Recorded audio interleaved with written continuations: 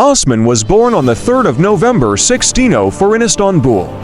His father was Ahmed I and his mother was Mahfiruz Hatice Sultan.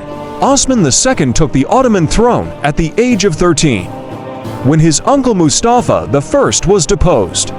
His pseudonym in Divan literature was Farisî, and his name after his deposition was Osman Çelebi. Osman II tried to make reforms in order to solve the problems of the state during his reign, to clean the state mechanism filled with Dönme and devshirmas, and to replace them with people from the Turkish nation.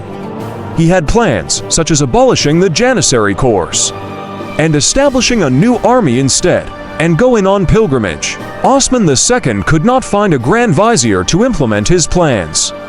Davud Pasha, whom he appointed as grand vizier, was killed by janissaries. Hüseyin Pasha, whom he replaced, was also dismissed under the pressure of janissaries. Osman II was dethroned on the 20th of May 1622.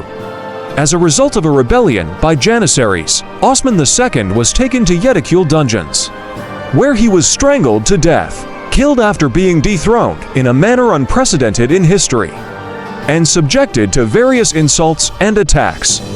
Osman II was buried in his tomb next to the Blue Mosque, built by his father Ahmed I. Osman is stated to be the most cultured among the Ottoman sultans.